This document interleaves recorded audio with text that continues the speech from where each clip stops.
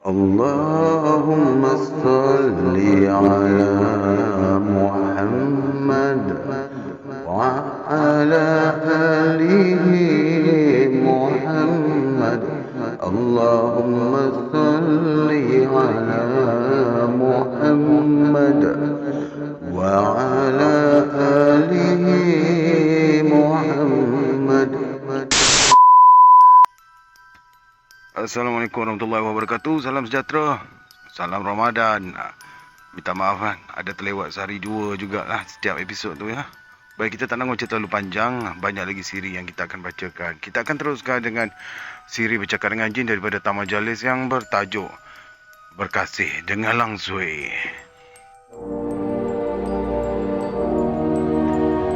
Datuk terus duduk di sisi saya di kaki tangga. Kami merenung suasana malam yang kelam itu. Suara lolongan anjing terus sambung menyambung. Tingkah meningkah pula dengan suara cengkerik dan katak. Angin malam yang bertiup melanggar dedaun dan dahan-dahan pokok sekitar kawasan rumah melahirkan bermacam-macam bunyi. Sekejap terdengar semacam orang yang berlari. Sekejap terdengar semacam suara orang yang mengerang kerana menahan kesakitan. Selalunya, perbuatan ni, perbuatan syaitan. Kata Datuk lalu bangun, menuju ke kawasan yang diduga tempat buah pisang muda jatuh. Seluruh kawasan itu Datuk periksa. Tidak ada buah pisang muda yang ditemui, kecualilah pelepah pisang yang panjangnya kira-kira 5 inci. Datuk ambil pelepah pisang itu lalu diramasnya hinggalah hancur. Mari kita pergi ke rumah batu tu. Datuk menarik tangan saya. Kerana Datuk menarik agak kasar dan kuat, saya hampir-hampirlah tersungkur mencium tanah. Memang, ada ketikanya Datuk ni kadang-kadang bersikap kasar dengan saya dan saya tidak pernah pula tersinggung dengan perbuatannya itu kerana saya tahu kasih sayangnya terhadap saya tidak pernah surut dari hati nuraninya. Kami pun berjalan dengan hati-hati. Tidak ada kesukaran yang kami hadapi kerana cahaya bulan malam 13 Syaban yang mengeluarkan cahaya yang samar-samar banyak menolong kami. Setelah berjalan kira-kira 10 minit, kami pun sampai di kawasan rumah batu 2 tingkat itu. Datuk membuat keputusan untuk masuk ke kawasan rumah batu itu dari bahagian belakang yang dipagari dengan pokok-pokok buluh.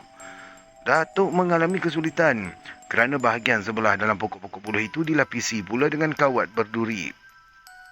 Dalam jarak 5 atau 10 kaki dari pohon-pohon buluh yang ditanam itu, terdapat pula pokok besar yang tumbuh merimbun bersama dengan akar-akar yang berjuntaian. Suasana di situ terasa amat-amat menyeramkan. Ada bermacam-macam bunyi yang saya dengar. Dengan pertolongan cahaya bulan, saya dapat melihat beberapa ekor ular, lipan dan juga kalajengking merayap-rayap atas daun buluh yang kemudiannya memanjat akar yang berjuntaian dari pokok besar. Ni bagaimana pula kita nak masuk ni tu? Tanya saya dengan jujur. Datuk terdiam. Matanya mula melihat bulan 13 Syaban yang kian bersinar di dada langit. Ketika itu juga, saya terasa angin malam mula bertiup. Daun tua dari pokok besar kelihatan menayang-nayang dan terus jatuh di atas daun buluh. Suara lolongan anjing kian hebat. Dalam saat-saat begitu, saya terdengar suara burung hantu bersaut-sautan di atas pokok besar. Bunyi angin yang menyentuh dedaun dan dahan kayu amat menakutkan. Bunyinya kadang-kala macam orang menangis. Macam juga orang yang mengeluh. Semua terpaksalah saya hadapi dengan tenang kerana Datuk tetap dengan cita-citanya untuk masuk ke dalam kawasan rumah batu yang 2 tingkat itu. Sayup-sayup saya terdengar bunyi loceng jam dari rumah 2 tingkat itu berbunyi sebanyak 12 kali. Badan saya mula menggigil akibat dijamah angin malam. Suara jeritan anjing liar bersaut-sautan memanjang bagaikan merayu-rayukan hiba. Datuk mula berdiri kemas-kemas sambil memeluk tubuh. Dia lalu menyuruh saya berdiri di sisinya dan berpeluk tubuh. Datuk mula membacakan sesuatu. Dalam keadaan yang tenang itu, tiba-tiba badan saya dan Datuk ditimpa oleh air. Macam air hujan, sedangkan hari tak hujan pun. Cuaca cucuk pula dah. Cucu Adabi ke apa? Aduh. Cuaca cukup baik. Langit cerah bersama bulan yang sedang mengambang. Apa ni tu? Saya menyoal Datuk. Pertanyaan saya tidak mendapat jawapan. Angin pula kian kuat bertiup. Lolongan anjing dan suara burung hantu berpadu menguasai malam yang sudah berganjak ke subuh. Air dari langit itu datang lagi, menimpa muka saya. Air apa ni, Tok? Ni, air kencing langsui ni. Alamak, saya takut ni, Tok. Diamlah, perkik Datuk. Saya terdiam terus. Datuk segera mengangkat kedua belah tangannya separas dada. Lurus. Kemudian kedua belah tangannya itu dibengkokkannya hingga 10 jarinya menghala ke dada. Datuk menggerak-gerakkan kepalanya. Sebaik saja Datuk melepaskan tapak tangan kirinya ke atas bahu kanan. Pokok besar itu bergoyang dengan hebatnya. Ranting-ranting kering jatuh ke bumi bertalu-talu. Bila sahaja pokok besar itu berhenti bergoyang, terdengar pula suara orang perempuan mengilai panjang. Selain dari suara itu, terdengar jugalah bunyi orang memukul pangkal peha dengan tapak tangan bertalu-talu. Suara ketawa itu sambung menyambung dan bertingkah pula dengan suara anjing liar yang menyalak panjang. Lagi sekali pokok besar itu bergoyang. Datuk masih juga tenang. Dia tak peduli dengan suara perempuan yang ketawa itu. Datuk menarik nafas panjang. Serentak dengan itu, suara perempuan mengilai itu segera berhenti dan diganti dengan suara perempuan menangis panjang. Jangan kau nak perdayakan aku. Suara Datuk mula meninggi. Datuk terus melompat ke arah pokok besar. Perdu pokok besar itu dipeluknya kuat-kuat. Dengan kekuatan yang luar biasa, Datuk Datuk menggegarkan pokok tersebut hingga daun dan dahan pokok itu jatuh ke tanah. Suara perempuan mengilai dan menangis itu terus hilang. Suasana di sekeliling rumah itu yang rumah batu berdua tingkat. Rumah batu berdua tingkat pula dah. Saya ulang balik ya. Suasana di sekeliling luar rumah batu dua tingkat itu terasa sunyi sekali. Datuk masih lagi berada di bawah pokok besar. Dengan tenang, Datuk menikam perdu pokok besar itu dengan jari kelingking.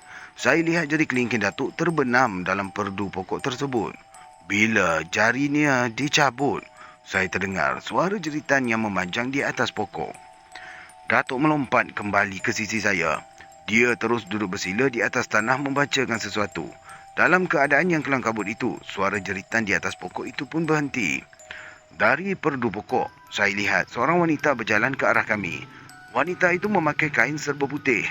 Bila wanita yang memakai pakaian serba putih itu sampai di tempat saya dan Datuk duduk, perempuan itu terus mengilai sambil mengibas-ngibas pakaian putihnya ke kiri dan ke kanan. Ketika itu jugalah bunyi suara burung hantu bertambah kuat bersama dengan lolongan anjing. Perempuan yang memakai pakaian serba putih itu bagaikan terangkat dari bumi, bergerak menuju ke bumbung rumah batu dua tingkat. Apa ke benda tu, Tok? Itulah langsui. Dia nak ke mana tu, Tok? Entahlah. Suara Datuk pendek. Saya terdiam dan tidak mahu mengemukakan pertanyaan padanya. Datuk dan saya terus berlegar-legar di tepi pagar pokok buluh. Saya tidak tahu apakah yang akan Datuk lakukan. Saya ni selalu sahaja cemas melihat ular yang menjalar di atas pokok buluh. Datuk terus menepuk bumi 3 kali. Seluruh kawasan tempat saya berdiri jadi berasap tebal. 2-3 kali saya terbatuk. Kepala saya pula mula terasa pening. Lagi sekali Datuk menampar bumi. Dan kali ini saya lihat pagar-pagar dari pokok buluh itu terbelah dua. Terbentang jalan berpasir menuju ke dalam kawasan rumah batu 2 tingkat itu. Masuk, kata Datuk. Yelah, saya ikut. Saya pun mengikut langkah Datuk. Datuk melangkah 3 langkah ke hadapan. Bila langkah yang keempat dimulai, Datuk merendahkan badannya ke kiri dan tumit kakinya diangkat setinggi 4 inci. Sementara kaki sebelah kanan diangkat separas lutut. Apa yang Datuk lakukan, saya buat dengan teliti. Datuk terus menampar tapak kaki kirinya dengan tangan kanan 3 kali berturut-turut. Bila Datuk meletakkan ibu jari kirinya ke pangkal hidungnya, saya terdengar satu letupan kecil dan diikuti dengan kepulan asap yang tebal. Bila kepulan asap itu hilang, pokok buluh yang terpisah tadi bercantum kembali. Dan kami pun sudah berada di dalam kawasan rumah batu 2 tingkat. Saya dan Datuk duduk di bawah pokok bunga tanjung. Tingkap bilik tidur di rumah batu 2 tingkat itu terbuka. Lampu masih terpasang. Kita tengok apa yang akan berlaku. Dan kau jangan tegur. Datuk mengingatkan saya.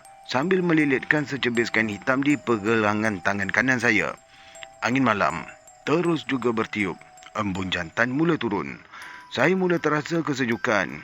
Bibir saya menggeletar. Tiba-tiba, lampu di bilik tidur dipadamkan buat beberapa minit. Bila lampu dihidupkan, pemuda yang dikatakan mengalami penyakit ganjil itu mendepakan kedua belah tangannya sambil menguap panjang. Lepas itu dia menekan jenang tingkap. Kerana dia tidak memakai baju, bulu dadanya jelas kelihatan, begitu juga dengan bulu ketiaknya. Walaupun malam terasa amat dingin, tetapi pemuda yang tinggal di rumah batu 2 tingkat itu tidak terasa dingin. Pemuda itu merenung ke langit pada bulan yang kelihatan bersinar di dada langit. Dengan mendadak saja, pemuda itu menjerit terlolong macam anjing menyalak kucing di atas pokok. Bila pemuda itu selesai menjerit, dia terus memadamkan lampu biliknya. Dalam beberapa minit kemudian, saya dapat lihat lampu di bahagian bawah menyala. Serentak dengan itu, pemuda tersebut terus membuka pintu. Sinar lampu di bahagian depan itu sampai ke kawasan pokok bunga Tanjung. Saya dan Datuk terpaksa berlindung di balik batang pokok tersebut. Dengan berbuat demikian, kami harap pemuda tersebut tidak akan dapat melihat kami. Apa yang kami harapkan memang menjadi. Pemuda itu tidak merenung ke arah kami. "Wangi ni," bisik saya pada Datuk. Kerana saya terhidu bau yang wangi, Datuk segera menekuk mulut saya dan memberitahu saya supaya jangan menegur sesuatu yang dirasakan ganjil. Cakap Datuk itu saya patuhi. Bau wangi itu terus menusuk ke lubang hidung saya. Tiba-tiba pemuda yang tinggal di rumah batu 2 tingkat itu muncul di muka pintu dengan pakaian yang cukup rapi. Dia berdiri sambil menyandarkan badannya ke tiang pintu. Dia merenung ke depan sambil menarik nafas dengan tenang, seolah-olah dia cukup senang menyedut udara yang berbau harum itu. Dari kejauhan, saya dan Datuk mula terdengar lolongan anjing yang mendayu-dayu. Di tengah suara anjing yang mendayu itu, pemuda ganjil itu menari sambil menyanyi dengan kuatnya dan matanya tetap melihat bulan yang mengambang. Saya mengeluh panjang. Dari arah jalan yang menuju ke pintu rumah batu 2 tingkat itu, saya melihat seorang perempuan bergaun putih menuju ke arah tempat pemuda ganjil itu berdiri. Angin malam yang berhembus membuatkan gaun perempuan itu berkibar-kibar, seakan-akan menari di jalan menuju ke rumah yang sepi itu. Datuk menyuruh saya membaca beberapa potong ayat Al-Quran dengan tujuan menghalau syaitan. Saya jadi kelam kabut. Tak ada satu ayat pun yang dapat saya ingati. Seluruh badan saya menggeletar. Datuk segera membaca beberapa mantra peneguhan semangat. Kemudian Datuk menghembuskan cuping telinga sebelah kanan saya 3 kali berturut-turut. Rasa cemas dan darah gemuruh saya mula terkawal. Saya dapat menumpukan perhatian saya pada lelaki ganjil dan perempuan yang bergaun putih itu. Saya lihat perempuan bergaun putih itu sudah berdiri di hadapan pemuda tersebut sambil menghulurkan tangannya. Pemuda itu menyambut tangan perempuan yang bergaun putih itu dengan senang hati. Mereka berpeluk-pelukan. Suara anjing terus menyalak mendayu-dayu. Angin terus bertiup tenang. Bau harum menguasai seluruh kawasan rumah batu 2 tingkat itu. Minta maaf malam ni banyak gagak pula. Saya minum air Ginger ni kot. Ada efek kot. Mungkin lah kan. Baik kita teruskan. Perempuan tu syaitan menjadikan dirinya wanita cantik. Bisik Datuk pada saya. Mana boleh macam tu? Dia manusia. Saya membantah. Kau baring, rapatkan telinga kanan kau ke bumi dan mata kau tu renung ke arah dia, ujar Datuk. Saya patuh dengan cakapnya. Bila saya sudah meniarap, Datuk pun memegang buku lali kaki kiri saya. Dia menyuruh saya melihat ke arah perempuan yang memakai gaun putih itu. Lagi sekali saya menarik nafas panjang. Perempuan yang bergaun putih memang berwajah hodoh. Matanya merah, kepalanya tanpa rambut. Hidungnya macam-macam sumbu badak. Dari kedua belah rahangnya terjulur pula gigi yang panjang macam gading gajah. Sudah. Jangan tengok lama-lama. Nanti kau tu tak boleh tidur. Datuk terus menepuk pangkal ketiak saya.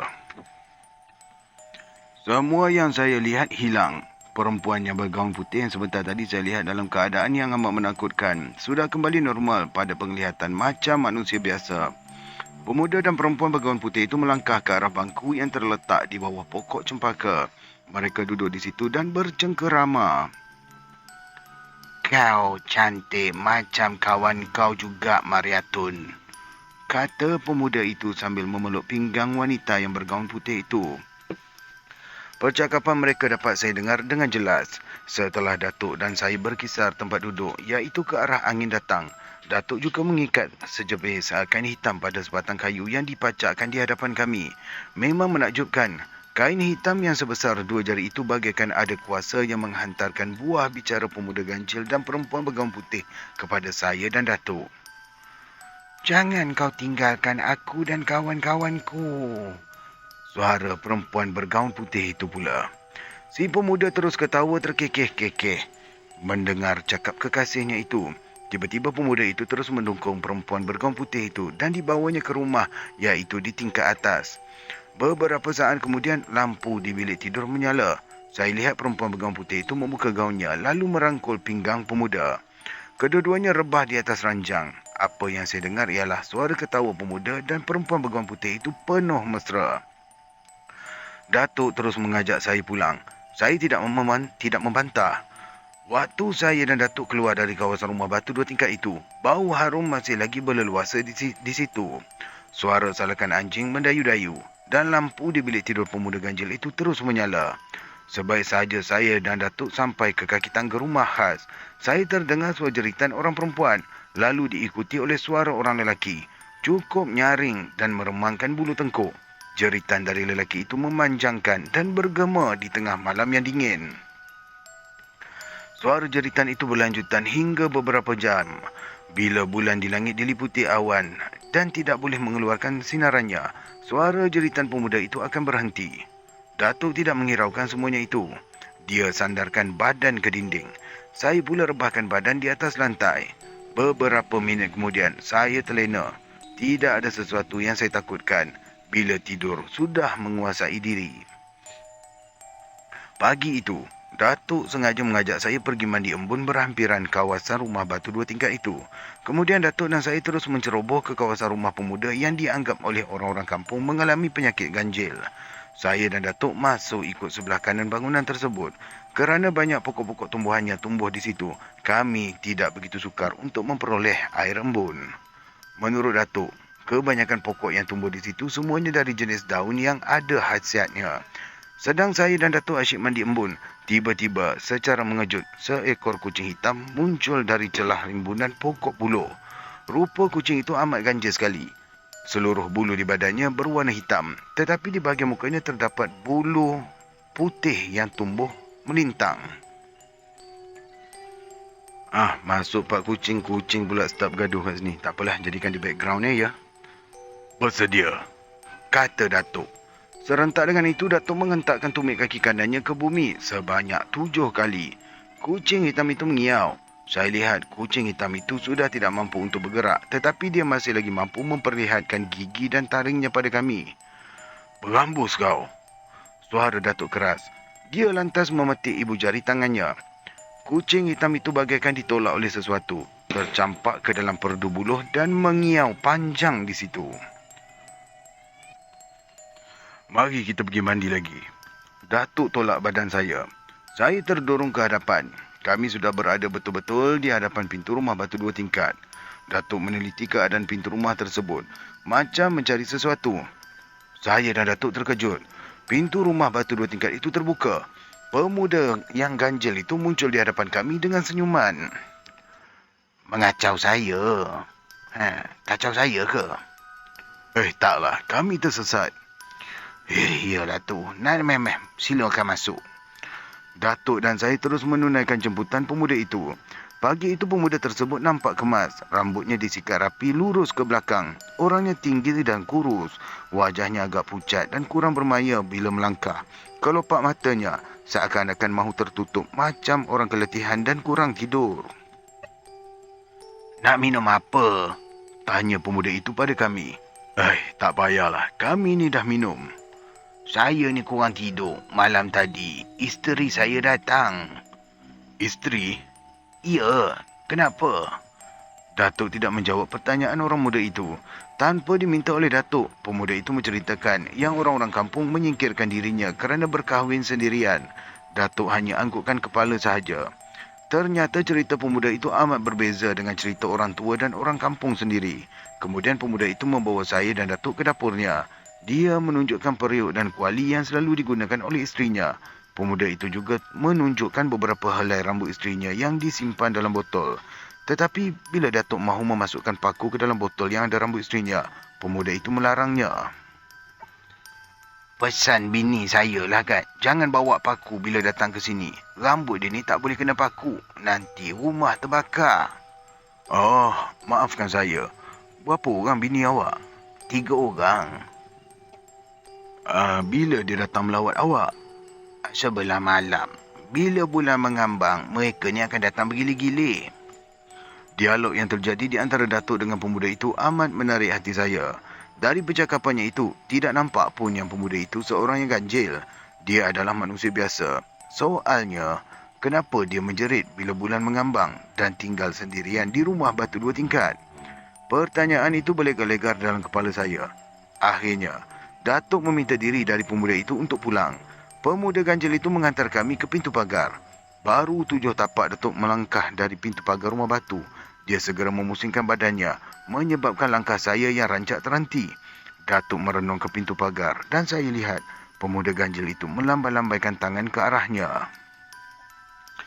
Dia ni bagaikan tahulah gerak-geri aku. Keluh Datuk dan memusingkan badannya ke tempat asal, membelakangi pintu pagar dan rumah batu.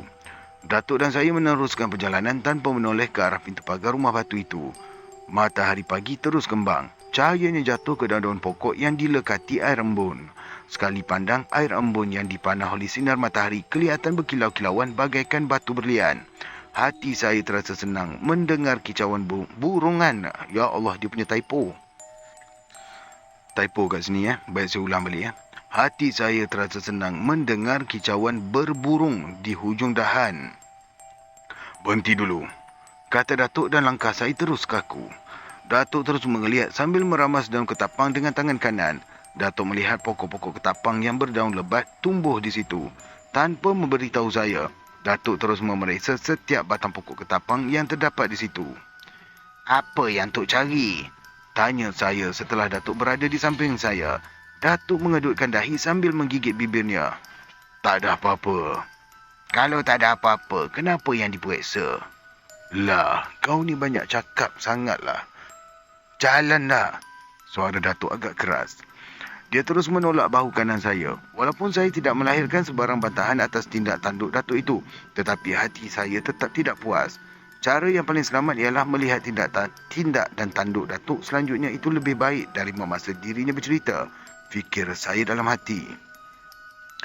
Saya dan Datuk terus mengatur langkah, meninggalkan pokok-pokok ketapang, pokok buluh dan keduduk di belakang. Badan saya mula berpeluh dan perut sebelah kanan saya mula terasa sakit kerana penat berjalan. Tetapi Datuk tidak nampak letih. Langkahnya masih rancak. Mukanya kelihatan merah dan berseri, macam orang muda yang berusia 30-an. Kami sampai ke rumah yang dihaskan oleh kami. Datuk terus memasak air panas dan membuat kopi. Ketika kami sedang enak menghirup kopi, saya terdengar suara orang batuk di luar. Datuk segera meletakkan cawan kopi ke piring dan mata kanannya dikecilkan hinggakan kedua belah keningnya hampir bertemu. Dengan perlahan-lahan, Datuk meletakkan jari manis sebelah kanan atas tulang pipi. Dia bagaikan melihat sesuatu di luar rumah dengan kuasa matanya. Naiklah, ujar Datuk. Seorang lelaki memakai baju Melayu cekak musang berkain pelikat petak besar. Berkain pelikat petak besar muncul di muka pintu. Sebelum meletakkan punggungnya ke lantai itu, apa dia tulis ni? Sebelum meletakkan punggungnya ke lantai, dia tak ada koma. Saya ulang balik ya. Sebelum meletakkan punggungnya ke lantai, lelaki itu angkat tangan pada Datuk. Silakanlah duduk. Terima kasih. Lelaki itu sandarkan badan ke dinding. Datuk pun segera duduk di sisinya. Wajah lelaki itu kelihatan tenang dengan rambut yang disikat rapi lurus ke belakang. Bagaimana dengan anak saya? Sabarlah, saya ni sedang berusaha. Malam tadi, Dia datang ke rumah saya. Dia nak tikam emaknya dengan bulu runcing.